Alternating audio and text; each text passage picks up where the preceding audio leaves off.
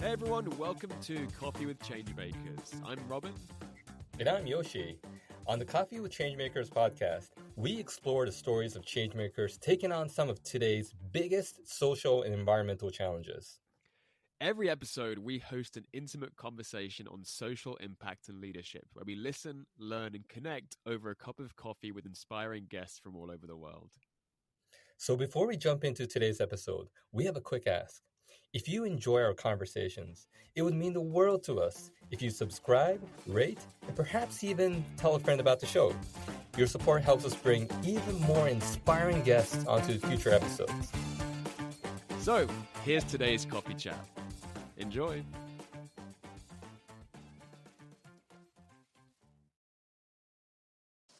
Today we'll be speaking with Carole Fuchs, green ultra athlete, environmental entrepreneur, and climate activist. Carole is a professional mountain athlete and an adventurer who's climbed many 8,000-meter peaks, including Mount Everest. She's the founder of Feel Run, a circular economy business focused on promoting sustainability in sportswear, events, and sports. The sportswear she makes reuses waste plastics and bamboo fibers, and the company also pledges to take the product back when you've finished with it. She's also a climate change and biodiversity policy manager at the British Embassy here in Tokyo. Now, Carole has had so many adventures in extreme environments, but one of her most remarkable projects is coming up just around the corner called the Great Himalaya Run. Carole will be making a documentary while she runs 1,600 kilometers across the Great Himalayan Trail in Nepal in a unique and creative effort to show the impact of the climate crisis on the environment and, through interviews with local people, bring to life the human tragedy of how it is affecting people who live there too. Welcome to the podcast, Carole. How are you doing today? Thanks, Robin. I am very good. Thank you very much. You look very refreshed after your cycle this morning around Yasugatake. Yes, probably the wave of pesticide I got in my face. Just refreshing. Oh no, I'm sorry to hear about that. Are you joining today from, is it Nagano? Where you're living outside of Tokyo? Chino. Yes. And for those who don't know Chino, it's a very beautiful mountain town, is that right? Yes. Okay, fantastic. Well, Carole, I've been excited to have you on the podcast since we launched because you are such a unique and inspiring figure in this climate activism space. And I love the way you blend outdoors, adventure, alpinism with the climate crisis. And you're taking so many different forms of action. So I want to start at the beginning of your journey. For those who don't know you, can you please tell us a bit about yourself from your childhood? How did you get into climate activism and where did you grow up? Wow, so that's a very long reply that let me start with my childhood then. I have always been reading books. It's maybe from reading books of naturalists and explorers and adventurers of the beginning of the century. And I was fascinated by what they did, what they found, and growing up. So for me, one way to express that curiosity and make it something really concrete was starting to hit the mountains, going on the long hikes. Even though I was very young, I still drag my parents to go to the local mountains, forests, and I had my adventures. And it grew a bit more extreme when I was a teenager. So I was very inspired by a naturalist called Théodore Monod. He's a French naturalist who did one of the most useful and well-known science knowledge education on the Sahara ecosystems. And I was thinking, this is just fascinating. I was reading all his book and his feeling while just researching and adventuring. So I wanted to go there, and I just convinced my parents to go to Mauritania. I was 17, maybe, something like that. This was the most eccentric ask I had, maybe. So my parents found a way to send me there, and I was just following nomads doing the salt routes. So I was just tagging along. And I went for a month, and then everything was like my feeling to be in nature, to be more and more curious about every element, geology and wildlife in those very, very extreme environments, grew from there. Then I also, of course, I was an alpinist and a rock climber since the age of maybe 10 or 12, something like this. I started rock climbing and just mountaineering. At the age of maybe 15 or 16, I climbed Mont Blanc for the first time. That was my first high altitude experience. And then it got more crazy and out of control. And I was hitting the Himalayas. So every break out of school or uni was just like, okay, bye, I'm going. Take my bag. And I always promised to my dad and mom, okay, this will be the last time. It's okay, don't worry, everything will be fine. So yeah, it's quite a long build up towards being outside in nature. And especially the last maybe 10 years, I've noticed more and more dramatic changes in those ecosystems that I'm just always constantly exploring, especially at high altitude. So for me, it was something that, well, I couldn't accept the fact that those mountains are changing. And as an athlete, me doing just ego trips to the top of 8,000 meter peaks was not making any more sense. And I even started to stop the quest I had to climb the 8,000 peak, all the 8,000 peak. I stopped because I was noticing that it was quite a circus around people challenging themselves, doing their personal best, doing records. For me, something had to be done. And I didn't want to be one of them, but I wanted to be someone who is raising awareness about the situation. So I quitted my job in Bangkok, Yoshi. So I was at that time I was actually legal counsel of the Thai renewable energy company, Thai Solar Energy, and I was the head of legal promoting renewable energy in Southeast Asia. And so I quit this job and I decided to move to Japan, work for my sponsor, and just raise awareness, start to do something about it. What is it about being in nature and being in these extreme environments that keeps you coming back? You mentioned from 17 or 16 years old, you had this month-long expedition into the Sahara following these nomads. What is it that keeps drawing you back to these experiences? Actually, thinking about it, the more I do it, the more I have a clear understanding of why and what, actually. I think it's in a way a very simple thing that we all as human beings try to seek is living in the moment.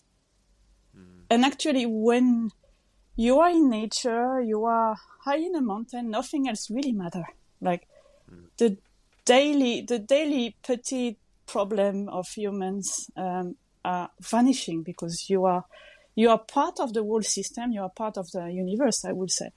So you just focus on the present. You don't think you don't think much actually. So this is a kind of like a meditative state that's really, really addictive, I want to say. That is perhaps the nature of human being actually. So I think this is the one, and also the fact that you feel very small in this whole thing, and you learn more about yourself being small. So you learn about how your mind is working as well, how you respond to extreme environments, to risky attempts when you climb 8,000 meter peaks. So you become aware of yourself, self-awareness as well. Yeah, I want to say. Oh, I love that answer.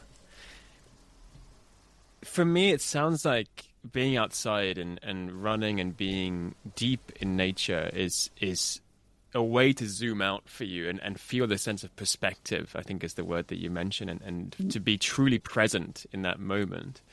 And I want to contrast that with what you said earlier about like letting go of the idea of climbing all the 14 8,000 meter peaks. And I have limited experience in mountaineering. I did a month-long mountaineering course in the Himalayas last year at this Himalayan Mountaineering Institute. And I loved the people there, but one thing I noticed among the professional mountaineering people, and I hope this isn't controversial, is there is a lot of ego involved with I will conquer the mountain, I will climb. And it sounds like, if I'm interpreting this correctly, you got to a point where you realize it's not about me. I don't need to climb the 14 peaks. I want to do something that contributes to the long-term sustainability of this whole planet, because this is extremely precious for us. But can you tell us about that journey of shifting away from this climbing the extreme peaks to really thinking on a more holistic level? I think it was especially very recently when you are starting to see a very big change in the Himalayas and the way people climb 8,000 meter peaks.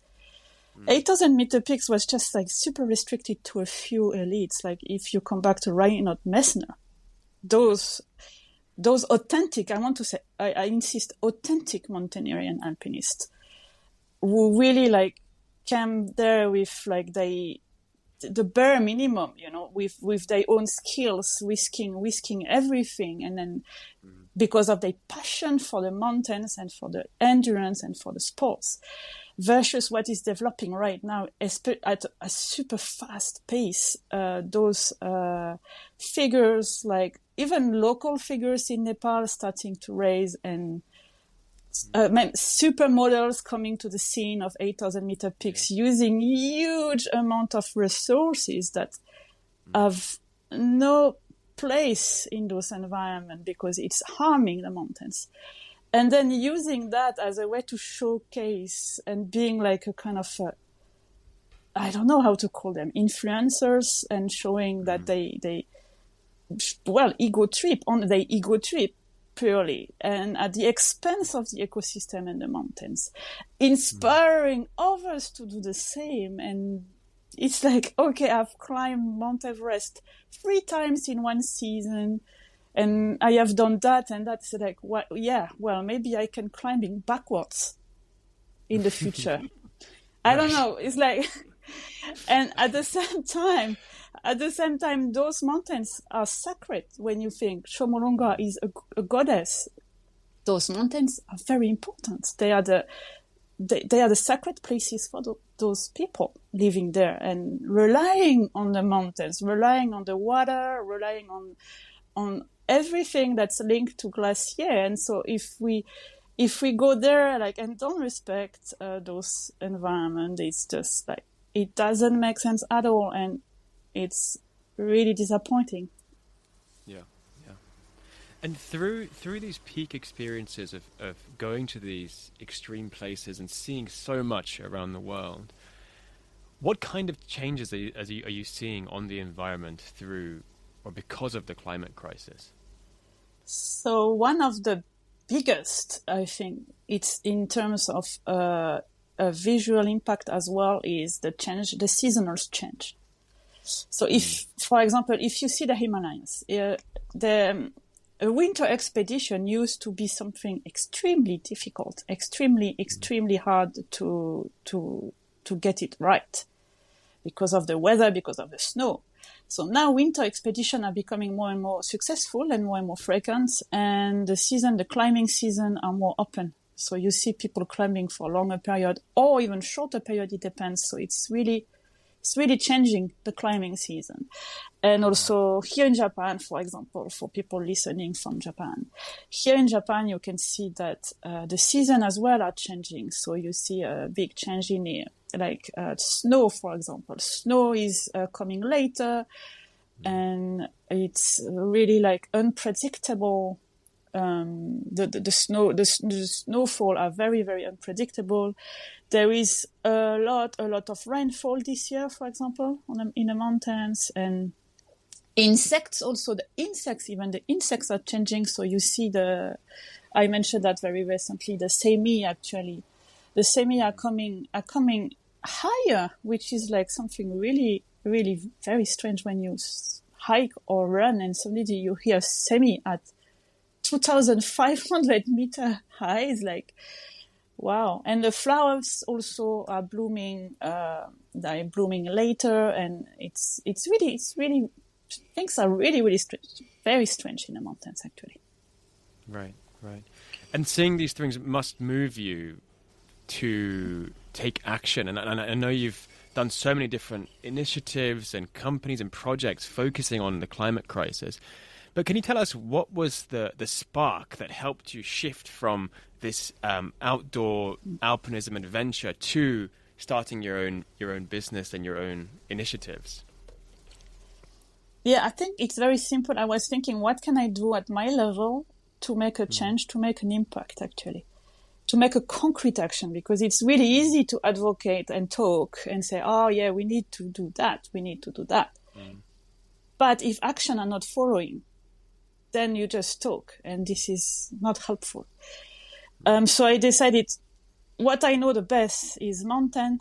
What I use the most is running gears, is climbing gears, and all of them I made of polyester and I made of basically fossil fuel. So I was like, okay, so this has to change, and how we can reduce our impact as sports person was probably to rethink about the way we consume actually clothing, which is one of the most damaging industry for the climate. So I think for me the most important thing was also reducing the use of fossil fuel.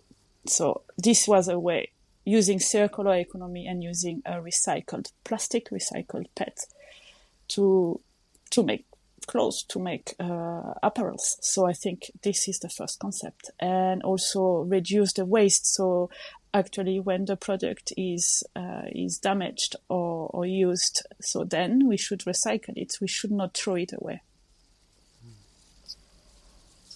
Wow, that's so fascinating, Carole. And I mean, I also have quite a fascinating sort of interest in mountaineering, because my father was part of the mountaineering team in college. This is back in the 1970s. But growing up, he would tell me all these stories of, him and his team climbing up all these like winter mountains in Japan, how difficult it was, how challenging it was, but also how worthwhile it was. And it kind of links to environmentalism, because I think one of the first dates that my father took my mother on was on a hiking trip. And, my mom, like not really knowing too much about, I guess, environmentalism at the time. This was 1970s. I think she had trash in her hands, and she just kind of placed it in the side of the mountains. And then my dad was like, no. And then my dad kind of like climbed halfway down the mountain to like pick up that trash. And so my mom would always tell me that was a very memorable date. But anyways, going back to your story. So about Feel Run. So Feel Run is the name of your, I guess you can call it a social enterprise. Am I correct? Yeah. Okay, great. If you could maybe share a little bit more about the whole cycle from where you source your products, why it's sourced there, till the very, very end. Like after your consumer is finished using the product, where do they bring it? And yeah, what's the full life cycle of that? I'm super interested to hear. So I started in China to source the product, because China is one of the biggest producers of bamboo. Yes. And also it's really easy. Unfortunately, Japan is not really easy to build a supply chain when you are a startup. That's a problem that was raising here. That if you don't have the volume and if you don't have the order, people are not betting that you will succeed, so they don't really want to help you. So I am starting in China, and with a very small factory, using solar energy to power the factory. So The fabric is customized by a mill near this factory, so it's totally customized. The quantity of bamboo and recycled PET also customized. So then the product is coming to Japan by boat because it's limiting the air miles, which is not that dramatic. We are still in Asia. We are not flying or like shipping things to Europe. So it's still okay. It's not ideal. Ideal will be Japan, but probably this is for a later stage when the project is taking shape. Then the recycling part, I am still working on it because also talking about volume, this is also another problem that everyone working in the circular economy industry in Japan, well, not only in Japan, but worldwide as well, the volume problem. So you should really find a way to have a certain volume to make it recycled as well. So this is a complex part. So the idea, while this is into place, it will be to customer to return the product, and we recycle it, and they will receive similar product with similar fabric in exchange with a discount. So we are like encouraging them to take part because I always say, okay, well, why should I bother sending it if I have no incentive? So giving the kind of a subscription system that finally people are never throwing things away. We have to emphasize one thing here in Japan. People have a tendency to think that when they leave their clothes to the recycling center or like the donation center, this will necessarily be good and their mind is clear.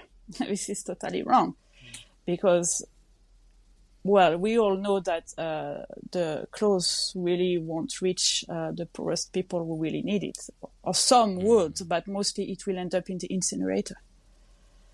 And the material will be lost. So we really need to have this culture like of understanding that we really need to recycle this, but not in the incinerator, not burn it, or not shipping into some third world country, sell it into third world country to dispose. So we should recycle it and make another T-shirt from this T-shirt, for example. This is something that I want people to have this automatic action of just bringing it back for another T-shirt. Yeah.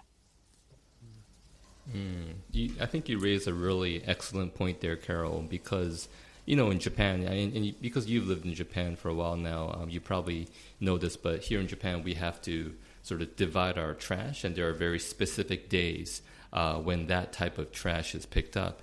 And I think you're definitely right that a lot of Japanese people like falsely believe that, hey, like we're doing our part, we're dividing up the trash, you know, therefore it should be okay, right? But that's not necessarily true. Like it's really important how that trash is processed, and sometimes that trash is not processed the right way or in an environmentally, conscious way. And so I think even as consumers, we need to educate ourselves and really dive deeper into the details and try to figure out, hey, like where is our trash actually going? How's it being processed, right? Yes, exactly. And feel is that kind of like a small teaching, like telling people how to think about recycling and how to think about using less. Interesting. As I'm sure as you've been running Field Run, you've encountered, you know, obstacles and challenges and maybe sometimes even setbacks. Could you share with us a couple of these challenges that you faced in running Field Run and how you were able to like overcome them? I think the biggest one was to get started as everything. You have an idea, you have a concept, but how to make it a real, that's the problem. Especially in another country. I'm French and here I'm in Japan. I don't speak Japanese, so that's another challenge. Yes. But I think the best way is just get started with what you have. I started with a crowdfunding, so using my community, so I could build a community and then just and just feed this with the community, grow the project with the community. Maybe Robin will hear what I'm saying here. So I think, start with community and grow together. That's one of the thing. I think another point, I was facing a really hard challenge, and I'm still facing it, is the supply chain.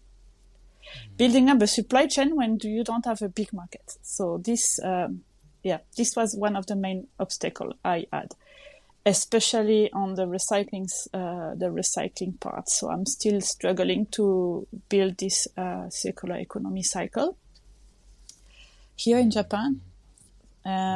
Faced by those volumes again, the request for volumes, which is very sad in a way, because yes, most of the social entrepreneurs don't have a big volume to expand their brands. So I think here there is some opportunities, I think, together probably with other brands and work together. So make the obstacle being a way rather than just stop there. I think should be the next move.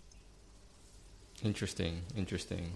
Yeah, I think that might be an area where we can help with this podcast, or even through Robin's organization, Social Innovation Japan. So let's discuss that.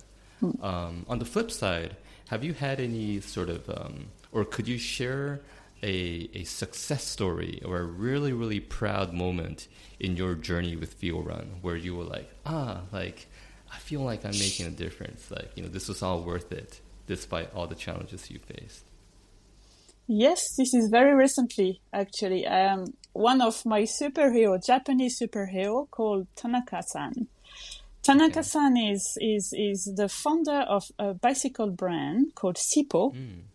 Sippo, okay. And he is over 70 years old now. And wow. he is competing to full Ironmans. And wow. he's one of the... His bike brand is doing super well worldwide. He's just started at the age of 50. His company decided, okay, I want to make triathlon bikes, so I'm doing it. He's a force of nature, and actually, he's a good friend, very, very good friend. And when I saw him, because he's super respected as a triathlete and as in the triathlon community, he's like an idol. He's a legend. So when I saw Tanaka-san started to think about using Feel and saying, "Oh, this is great. I want to think about my grandchildren now," and he wanted to make his race T-shirt using Feel, but unfortunately that didn't pass the race committee. That's the wrong side of it. But his will to just have it and use it. And he's using the T-shirt and posting his picture, this countdown to the race. And every time he has the Feel blue T-shirts, it's like, oh, this is the proudest moment for me when he's posting his countdown with the T-shirt every day. Oh, nice. That's such a sweet story. Man, I want to meet this Tanaka-san. He is amazing. He sounds super inspiring. He's racing in Tokyo, around Tokyo this weekend. Wow, no way. Yeah. Wow. Yeah, I should tell my dad, be like, hey, look at Tanaka-san's example, just because you're 70 doesn't mean you should give up. No. I see. So Carole, I mean, wow, you do so much. Where do you get this energy? What gets you up in the morning? I just want to quickly ask.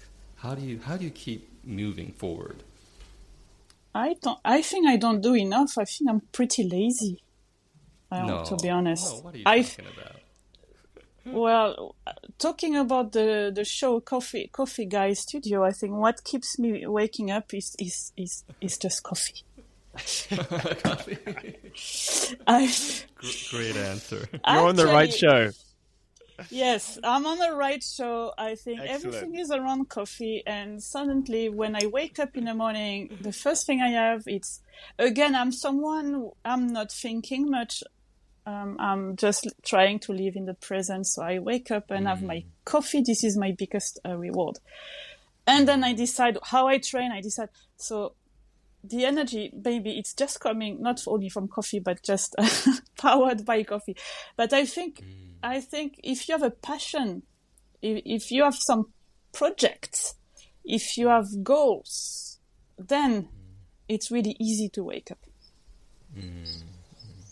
Plus a training plan, because I'm supposed to run 1,600 kilometers. So I have a training plan. And if I don't wake up early, because I'm training before work and I'm training sometimes during lunchtime and sometimes after work. So it's quite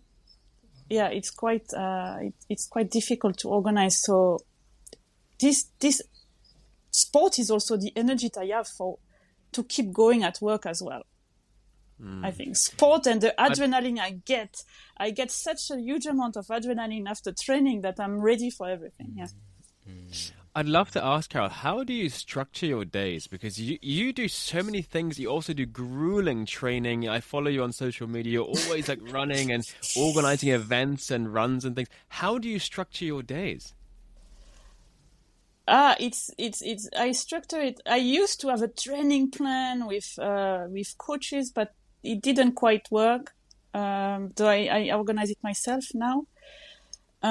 It's quite hard. So I'm trying now. I'm working full time. So I'm just trying to use the spare time I have, for example, in my lunch, and go to run around the Imperial Palace when I'm in the embassy, or I commute. So actually, when I am in Tokyo, I run to work. So before I was living near the embassy at 5 kilometers. So I was running 5K to the office, 5K back.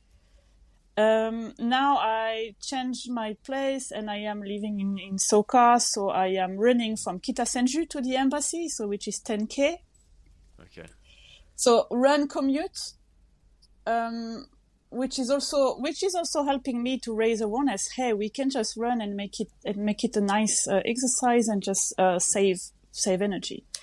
So I wake up in the morning quite early and I train, and sometimes after work I train. So I find those little boxes of time when I can just do things. I still think it's a scheduling miracle, working full time and training for a 1,600 kilometer race and doing all the other community work you do. Wow. But I'd love to switch gears a little bit and talk about your insights and reflections. We're going to go into your massive project coming up, the Great Himalaya Run, in a few minutes. But before we go into that, I'd love to learn how you have grown and what kind of learnings that you've had launching all of these projects, going to such beautiful extreme places, seeing the glaciers melting, for example. You must see so much. And what have been one or two of the key learnings that you've had through all of these experiences? Well, many. I think one is getting away from fear. This is valid in sports. This is valid in climbing the highest peak on Earth. This is valid in starting a business. You have to overcome and silence this little voice giving you that feeling that you are afraid of doing things. I think that's how to silence this. This is probably one of the biggest learning, actually. Yeah. And how do you silence that voice of fear in your mind? Actually, I'm trying not to overthink things, and I'm trying to, when I have a feeling, I'm trying to rationalize it, to think like, okay, this is the feeling, but what is the truth? What is the reality? And trying to find, okay, this is a fact. This is a fact. And how can I just make the most out of this fact right now? So I'm really trying to rationalize it. And the more you are trying this, the more natural it becomes. As everything in life, training, you are just building up mental training, basically. When you reached the summit of Everest, I have to ask this because how often do we speak to someone who's summited Everest? Reaching the peak of Everest, how did you feel? Scared. Scared because actually I was trying to climb without oxygen, and I was like, I was from China actually, from Tibet, from the North Pole, and it was extremely cold, extremely cold. So I think the first thing was just fear because I couldn't see anything. I don't know if I couldn't see anything or if it was my brain, but it was dark, and actually I arrived and no one was there. For some reason, I just saw two people from my team going down. And when I reached the top, it was only me. And then my staff, I don't want to call Sherpa, but I had a staff that was here to check if I'm okay or not.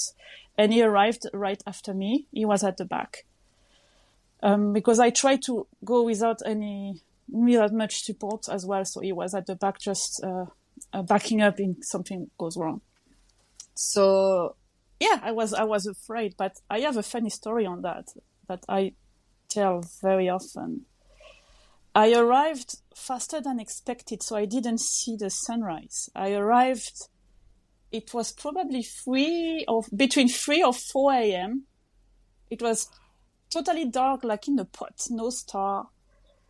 And I was I saw nothing. It was so dark, the darkest I have ever experienced on Earth, actually.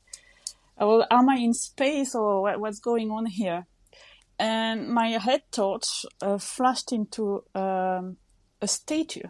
It was a statue, a golden statue. I don't know if it's real gold or not, but actually the statue was raising the hands. And it was I asked later, and it's the King of Nepal, one of the King of Nepal statue that they left here. I think it's still here. And raising the hand, and I was just thinking about the Second World War when I saw that. The hand like the Nazi. And I was like, this was in my mind. I don't know why. It's some strange brain connection are creating this. I saw this statue and then I was like, oh, and I was so cold and I was afraid. I saw nothing and I said, okay, I should go down as soon as possible. I didn't even enjoy being there. So, I used my Garmin satellite, my Garmin satellite, my GPS, and I just logged in, share on everywhere, the social media that I reached there. I have to do it. If it's not on Strava, it didn't happen. So I just pushed the button, share location, and I shared my location. And I was like, okay, let's go down.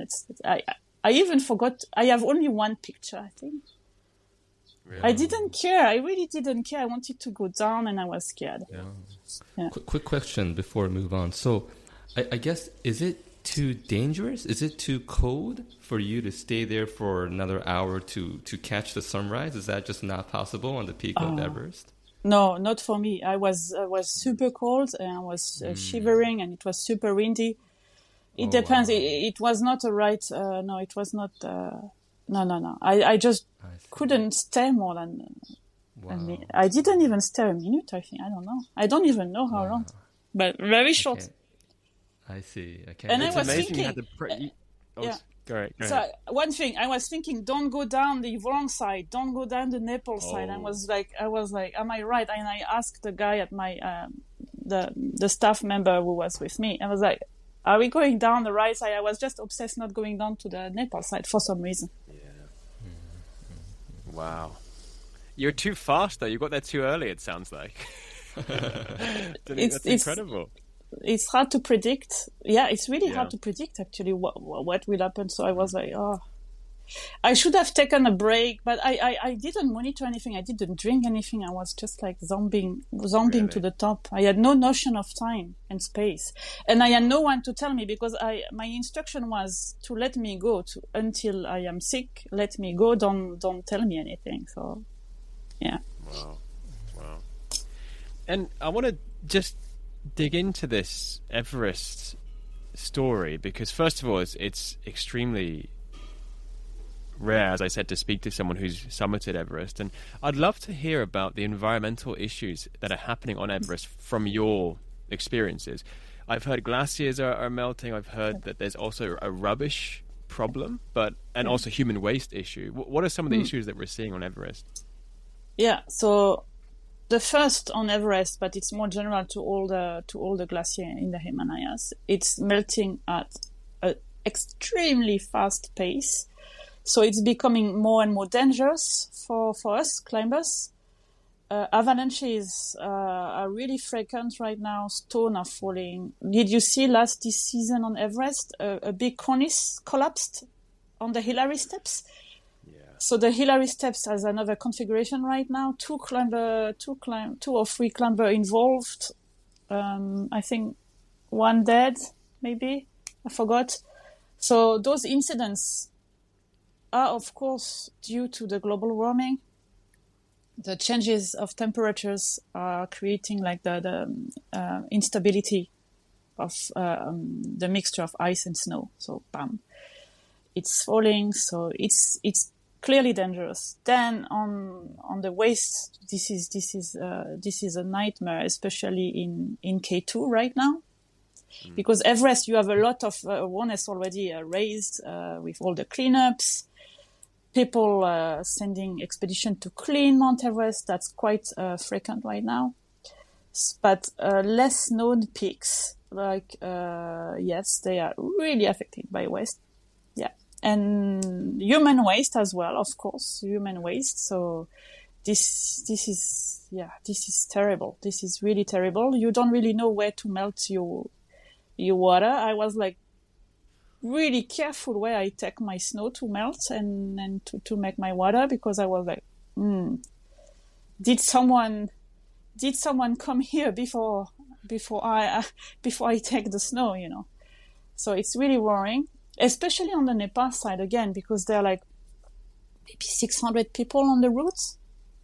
The Chinese are very strict. The Chinese are extremely strict with the garbage.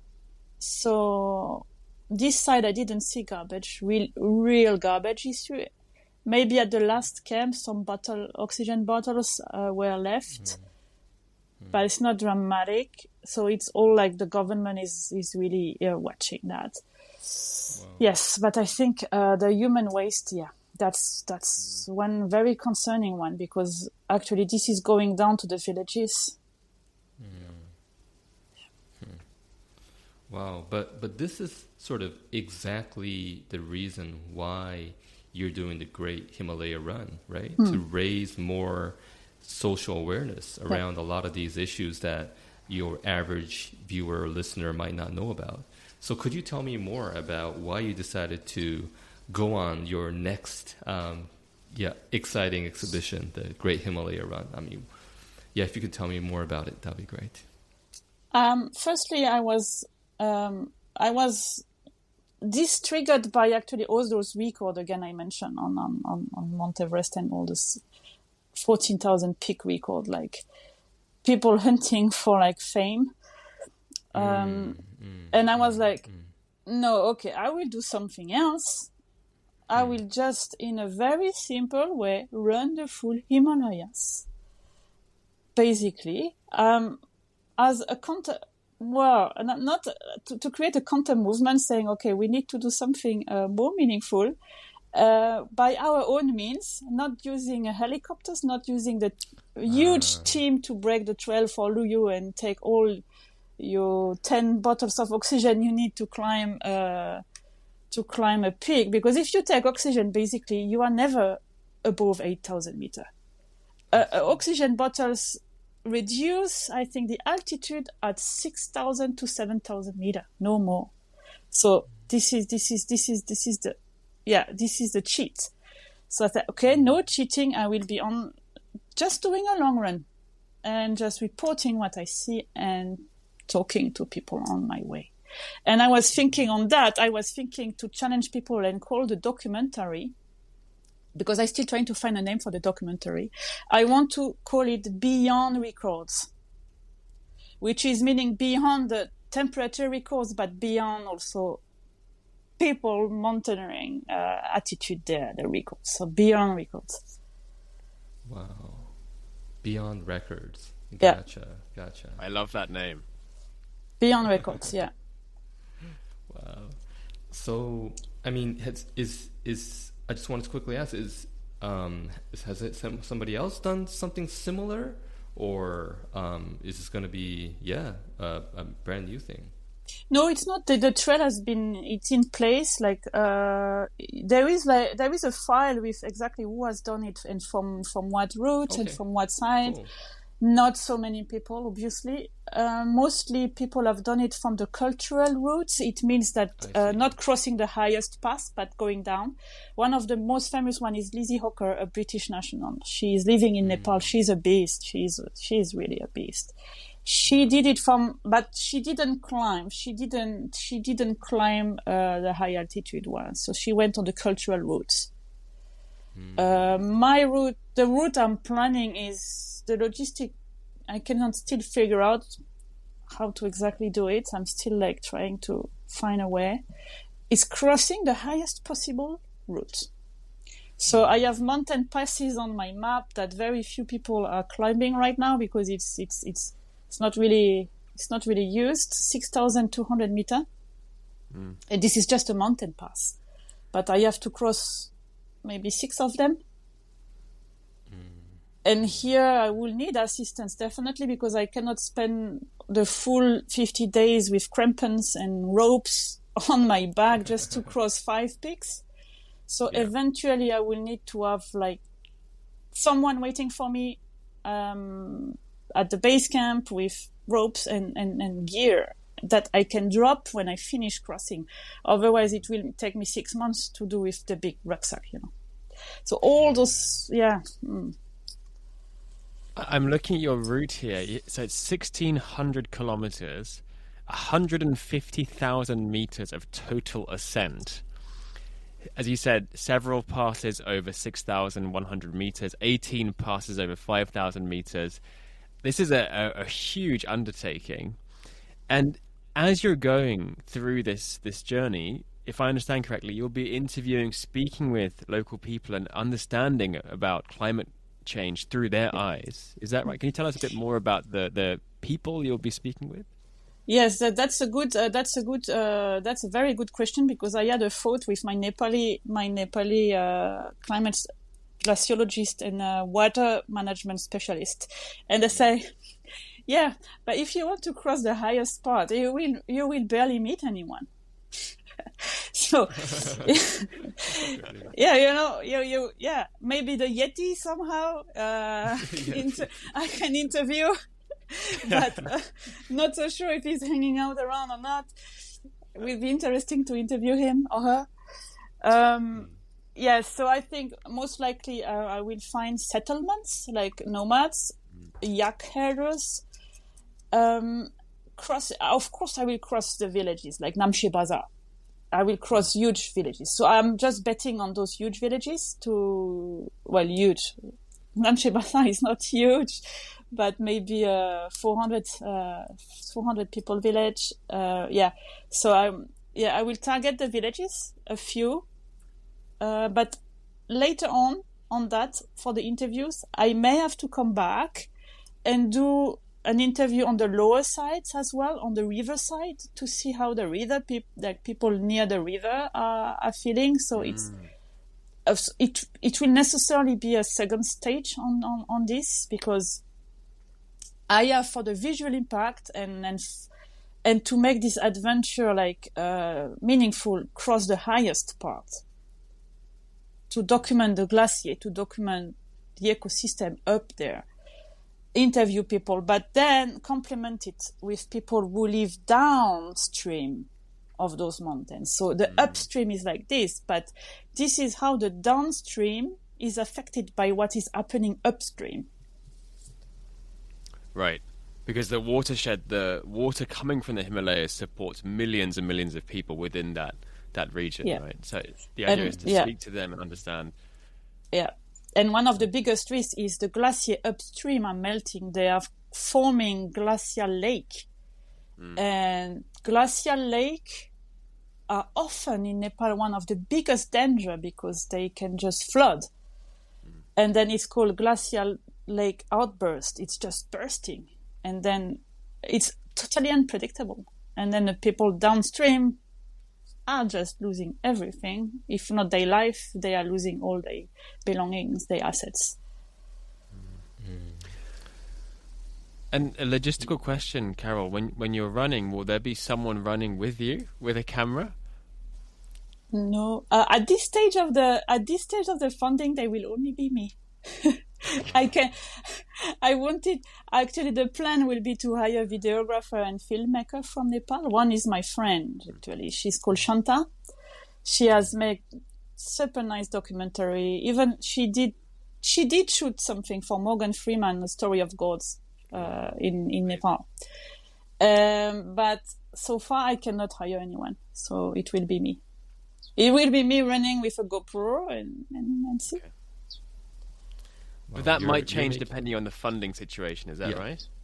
Yes, so I have the embassy involved as well. I have the embassy involved, but even with that, even with the embassy helping, even with colleagues using contacts, it's a nightmare. Wow. So, I mean, you're really making me super curious about wanting to do my own Great Himalaya Run, but I think my version will be a Great Himalaya Walk, because I'm not sure if I can do the whole thing and just run it. But we do have a lot of, listeners who are obviously very passionate about environmental causes, and, some of them might want to, go on a very similar trip. So what would you recommend such listeners, like people like me who, want to visit the Himalayas, but may be unable to sort of complete the whole trip, because I understand that it's a serious undertaking and a lot of people take months, if not years, to train themselves, right, for an exhibition like this. Mm-hmm. So, what would you recommend, like somebody like me? What route, or how should I prepare myself, or go on a similar adventure, but something that could be possible maybe in a week or so? Yeah, I would recommend some kind of similar adventure, or like just breaking it, because this trail has multiple sections. It's like I see. I divided it into 8 sections, so just pick up sections of it. Gotcha. Yes, probably the one, not the most remote one, because then you need to either go long, either have a huge equipment, because you won't find anything. So I think just select the most the easy. Well, there is no easy, but the logistically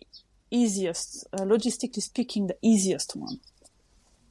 I mean, in terms of access and in terms of help and in terms of lodges you can find on your way, and safety as well.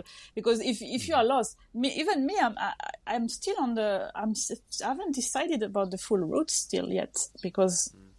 Yeah, it's like you don't have. If you get lost, it's just a big problem, Great.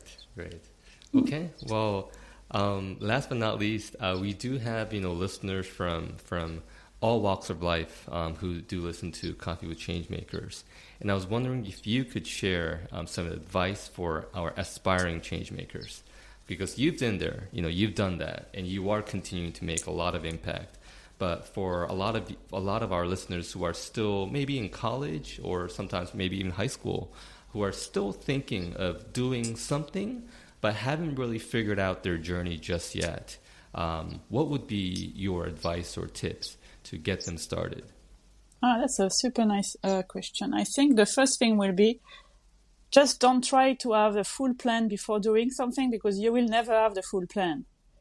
Sometimes you just have to go and build up on the way. So we try to overthink and have everything should be ready, everything should be on paper, the business plan should be solid and A, B, C, D, all the boxes should be ticked. Yeah. But it's good, of course, but don't let it be on the way. Just start as you are. You are good as you are. Just start as you are and just build up on the way. And build the momentum. And once the momentum is here, everything is coming. Beautiful. Just like mountain climbing. Yeah, Beautiful. Just go. Basically just go, right? And then just improvise. That's how I do things, actually, usually. Sometimes it doesn't work, but mostly it works. Great. Well, Carole, thank you so much. It was inspiring talk. I mean, I can't wait to get back on the mountains. And I think, my next trip outside of Japan is most likely going to be Nepal, or it might be one of the neighboring countries. It's been on my list for a very, very long time. And I think this conversation today, you just convinced me that this is something I got to do in the very, very near future. Okay. So thank you. Do you have camera skills? Oh, yeah. I mean, I'm an okay photographer, maybe not as good as Robin here, but any way in which I can help, I'm more than happy to. Thank you. So Robin, do you have any one or two takeaways from today's conversation that you want to share? Yeah, Carole, I've always admired and respected greatly what you do. I mean, I mentioned before, but the way you combine outdoors adventurism, alpinism, with also community building and climate activism is such a powerful thing. I see how many races you organize, the events you do, these different initiatives and campaigns, and it was so great to hear more in detail about those. And for me personally, I'm a huge outdoors enthusiast. One of my best experiences was being an interpreter for Junko Tanabe, who was the first woman in the world to climb Mount Everest. And just her stories still stick with me today. And having summited some 5,000 plus meters, and this is very, not a huge mountains, but having summited some mountains like Mount Kilimanjaro, I see the effects on the glaciers. And as you say, that in many cases they will be disappearing in the next few decades. And so this is clearly a really, really critical moment for us to come together and make things happen. So I've really, really enjoyed this conversation. And most importantly, I'd love to talk about, Carole, how do we support your work? Well, if you have camera skills, if you're a cameraman, a videographer, please volunteer and join me, because actually I don't think I will have money to afford one. Even though it's a local from Nepal, I wanted to hire a Nepali female filmmaker. I have two in mind, really meaningful Nepali female, but I don't want to have them on board for free. This is not right. So if you want to donate and hire them, then you can go to my crowdfunding page. I have a Go Get Funding crowdfunding page live right now. So that's a way. Or just contact me if you are like a corporate and you want to have your logo on this adventure. That actually will be. I got the okay green light. If there is a product that is looking okay, I mean, the videography looking good, I can project it in the UK pavilion during the Osaka Expo.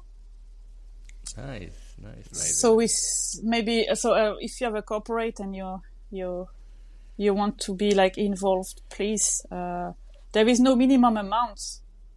Everything will help to hire a videographer. Amazing. Excellent. We will include your links in the show notes. So to our listeners, please check out Carole's work, her crowdfunding campaign, and everything else that we'll share there. Thank you so much. We'll definitely share that. And also, Robin and I are actually thinking of like a boys' trip. We were thinking of going somewhere on a quick, getaway. And I think, this conversation today inspired me to maybe go up a mountain. I don't know about you, Robin, but we'll talk about this. You can come over here to Yatsugatake and we can have like a boys free boys trip. Beautiful. Yes, please. We'll take you up on that. Yes. All right. So on that note, so to all of our listeners, if you enjoyed today's episode, please be sure to subscribe, rate, and share. We'll be back with more stories of impact soon. So remember, coffee friends, the power to create change is in your hands. Keep leading the way. We'll catch you in the next episode. Let's keep brewing change one cup of coffee at a time. Thank you so much, Carole. Thanks so much. Thank you very much. Bye. Bye.